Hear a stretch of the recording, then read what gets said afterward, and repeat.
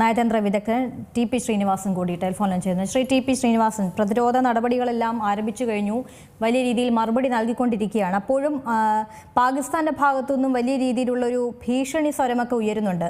അതായത് സിന്ധു നദീജല കരാർ റദ്ദാക്കുകയാണെങ്കിൽ ഇന്ത്യ യുദ്ധത്തിന് തയ്യാറായിക്കോളൂ എന്നുള്ളതാണ് പാകിസ്ഥാനിലെ ഒരു മന്ത്രി പോലും പറഞ്ഞിരിക്കുന്നത്.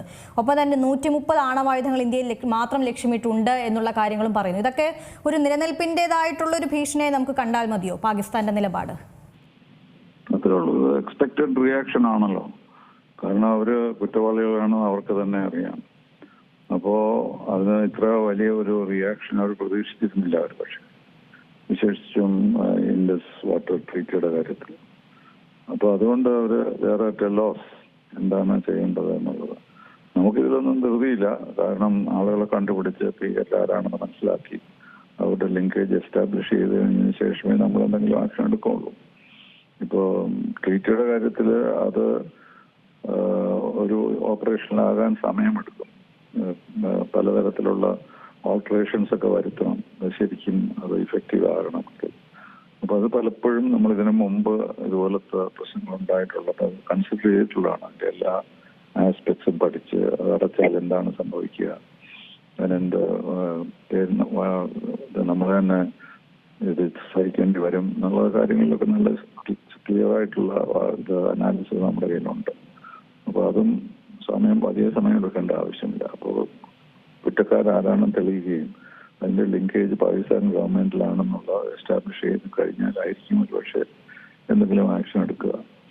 അപ്പോൾ അതിനകത്ത് ഇപ്പോൾ നമ്മൾ ലോകത്തെ മുഴുവനും അറിയിക്കുന്നുണ്ട്. എല്ലാ ഗവൺമെന്റുമായിട്ടും നമ്മുടെ ഗവൺമെന്റ് ചർച്ച ചെയ്തിട്ടുണ്ട്. പൊതുവെ ഇന്റർനാഷണൽ ടെററിസത്തിനെതിരായിട്ടുള്ള ഒരു സമരത്തിന്റെ ഭാഗമായി ഇത് കണക്കാക്കുന്നിടത്തോളം കാലം നമ്മൾ മാത്രമല്ല ഇതിൽ ആക്ഷൻ എടുക്കേണ്ടത്, ഇന്റർനാഷണൽ കമ്മ്യൂണിറ്റി തന്നെയാണ്.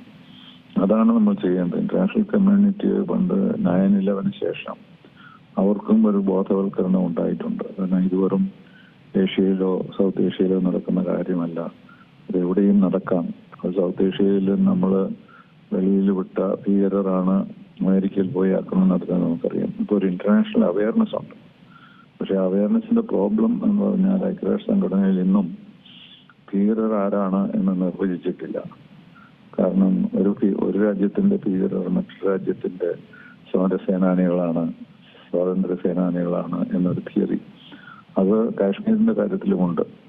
കാശ്മീരിന്റെ കാര്യത്തിൽ പറയുന്നത് പാകിസ്ഥാനും മറ്റുള്ളവരും പറയുന്നത് ഇവര് സ്വാതന്ത്ര്യത്തിന് വേണ്ടി സമരം നടത്തുന്നവരാണ്. അങ്ങനെയുള്ള സമരം അത് വയലന്റ് ആണെങ്കിൽ പോലും നമ്മൾ സപ്പോർട്ട് ചെയ്യേണ്ടെന്നാണ് പഴയ തിയറി.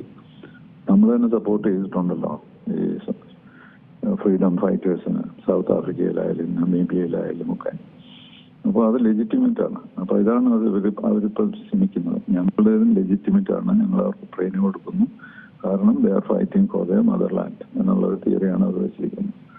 അപ്പം ഇതൊക്കെ ഒന്ന് സോർട്ട് ഔട്ട് ചെയ്തിട്ട് വേണം നമുക്ക് എന്തെങ്കിലും സീരിയസ് ആയിട്ടുള്ള ആക്ഷൻ എടുക്കേണ്ടത്. പക്ഷെ പ്രധാനമന്ത്രിയുടെ വാക്കുകളിൽ നമുക്ക് ഓരോ തവണയും മനസ്സിലാക്കും എത്ര ദൃഢനിശ്ചയത്തോടു കൂടിയാണ് അദ്ദേഹം മുന്നോട്ട് പോകുന്നത് എന്നുള്ളത്.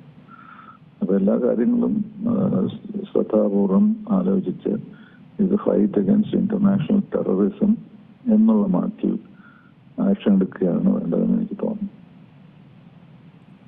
വളരെ നന്ദി ശ്രീ ടി.പി. ശ്രീനിവാസൻ ഈ അവസരത്തിൽ പ്രതികരിച്ചതിന്. എന്തായാലും നടപടിയുമായി ഇന്ത്യ മുന്നോട്ട് പോവുകയാണ്. അത്തരത്തിൽ തന്നെയാണ് മൻ കി ബാത്തിലും ഈ ഭീകരാക്രമണവുമായി ബന്ധപ്പെട്ട കാര്യങ്ങളാണ് പ്രധാനമന്ത്രി ഇന്ന് അറിയിച്ചത്. ശക്തമായ രീതിയിൽ തിരിച്ചടി ഉണ്ടാകുമെന്നുള്ളൊരു മുന്നറിയിപ്പ് തന്നെയാണ് ഇന്ത്യ നൽകുന്നത്.